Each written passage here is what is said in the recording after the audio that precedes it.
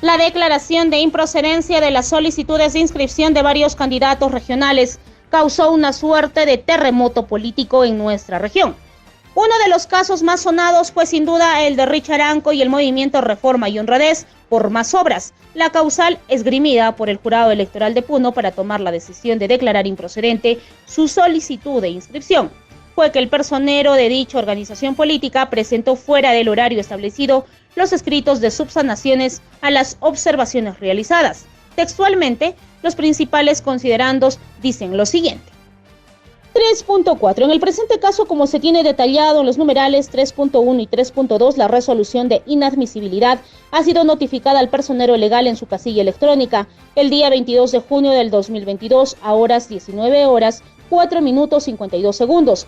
Esto es dentro del horario establecido de 8 de la mañana a 20 horas. Siendo esto así, dicha notificación conforme la norma reglamentaria transcrita en el numeral 1.8 surtía efecto desde el día siguiente, de manera que los 2 días concedidos para subsanar las observaciones vencía el día 24 de junio del 2022 y debía ser presentado por mesa de partes del CIGE hasta las 20 horas. Sin embargo, como ya aparece del sistema, dicho escrito ha sido presentado el 24 de junio del 2022 a horas 23 horas 44 minutos 6 segundos. Esto es fuera del horario establecido.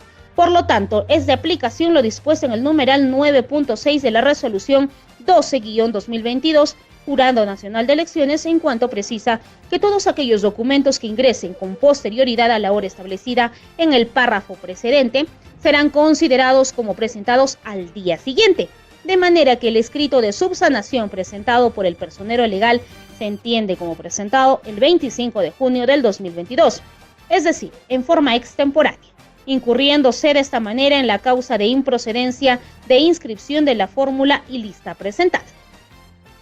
3.5. En consecuencia, la citada organización política no cumplió con presentar su escrito de subsanación dentro del plazo legal establecido, correspondiendo a hacerse efectivo el apercibimiento prevenido en autos, declarado improcedente por extemporánea la solicitud de inscripción de la fórmula y la lista de candidatos en mérito a lo estipulado en el numeral 32.1 del artículo 32 del reglamento concordante con lo establecido en el segundo párrafo del numeral 31.1 del artículo 31 de la citada norma legal.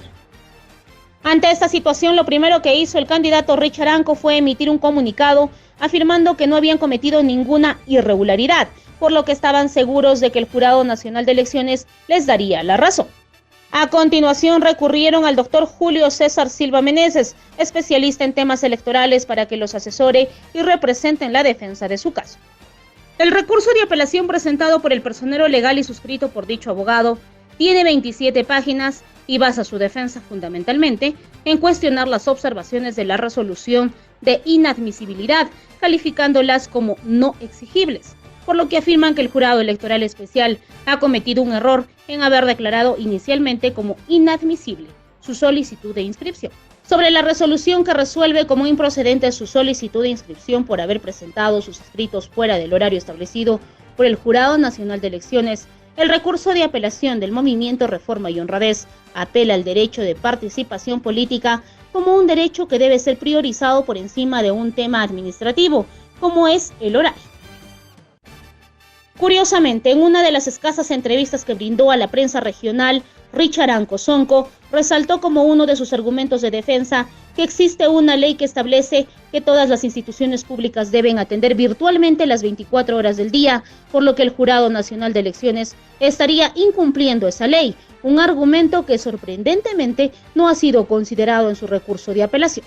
Bueno, como ustedes ya tienen conocimiento, ha habido algunos inconvenientes con decisiones del Jurado Electoral Especial de Puno. Hemos apelado y seguramente ya el Pleno del Jurado Nacional de Elecciones se va a resolver en su debido momento. ¿Qué es lo que pasó? Bueno, en primer lugar acá hay que ser claros, no soy de las personas que se quejan, que la prensa, que los políticos, que el Estado, que algo, no. Acá hay que tomar las cosas como son, ¿no? Hay una decisión en contra nuestra y hay que hacer valer los instrumentos legales para efectos de hacer respetar nuestros derechos como ciudadanos y como organización política que nos permita participar en estas elecciones. Segundo, También es preciso indicar que desde hace mucho tiempo pues se desinforma a la población, un sector ahí, ¿no?, de los adversarios políticos, en sentido de que, por ejemplo, antes del 3 de octubre decían que Richard Anco no va a ir, no va a poder inscribir su movimiento. Ha salido algunas primeras planas en sentido de que nosotros habíamos sido tachados antes, ahora de igual manera. Tercero, respecto al caso específico, no es que no hemos cumplido con la ley. Lamentablemente parece que el Jurado Nacional de Elecciones y básicamente el Jurado Electoral Especial de Puno y otras provincias no han tenido conocimiento de la ley 31465, que ha sido publicado el 4 de mayo de este año, en el que señala expresamente que las instituciones deben hacer la atención al público dentro de las 24 horas, los 7 días de la semana. Este proceso de inscripción es un acto administrativo, por lo tanto, sí o sí tienen que respetarlo porque... Richard Anco sostiene que una resolución no puede estar por encima de una ley y reitera que el Jurado Electoral Especial de Puno se ha equivocado, por lo que está seguro que el Jurado Nacional de Elecciones les dará la razón. La resolución 942 es del año 2021 y la resolución 069 es de febrero de este año, es decir, antes de la publicación de esta ley, que en todo caso hace un efecto de derogación tácita. Es más, una resolución no puede estar por encima de la ley, así que no es que no hemos cumplido con la ley, sino hemos actuado estrictamente bajo los parámetros de esta ley 331.465, que dice que todas las instituciones deben atender las 24 horas cuando se trata de mesa de partes virtual. Ahora, finalmente, en esta parte, nosotros no estamos cuestionando el plazo como muchos dicen, ¿ya?, de manera, digamos, para interpretación, algunas cuestiones, sino básicamente por esta ley, ¿ya?, que nos ampara, que todos los ciudadanos podemos presentar a mesa de partes de cualquier institución, ¿ya?, y que las instituciones que tenían sus reglamentos internos antes de esta ley deben adecuar obligatoriamente, si no, el Estado está actuando mal. Ahora, nuestra apelación también se basa en dos cuestiones. Uno, que en mi caso han pedido un grado de autor que yo nunca he declarado. Nosotros expresamente, y ustedes pueden advertir, dentro de la ficha de inscripción hemos puesto estudios concluidos de doctorado, pero nos han observado. Primer error. Segundo error, en el caso del candidato Saúl Aguilar, nos observan que no hemos pagado el voucher. Pero si ustedes entran al sistema y toman la captura de pantalla, está el voucher. Dos asuntos que de por sí van a generar la nulidad de la resolución por el cual el jurado nos impide participar en estas elecciones. Si el Jurado Nacional de Elecciones declara fundado el recurso de apelación presentado por el movimiento RH, tendrá que hacer lo propio con los demás candidatos y movimientos que también fueron declarados improcedentes. Sin embargo, en una audiencia del Pleno del Jurado Nacional de Elecciones, viendo un caso similar, el criterio de la hora es contundentemente aclarado por los magistrados que lo integran. Claro, es un tema del sistema también, y ustedes lo han reconocido también, señor presidente, con mucha hidalguía, que efectivamente, si bien es cierto, es un sistema novedoso y que por primera vez se está virtualizando un proceso electoral, también tiene sus defectos, es perfectible en el tiempo, señor presidente. Por lo tanto, yo solicito a usted, señor, con un criterio de justicia, ¿no?, y de favorabilidad, se tenga en consideración, señor, que sí hemos presentado, aun cuando el sistema no nos ha favorecido. Ahora, ¿alguna pregunta de don Vicente? Ninguna pregunta, señor.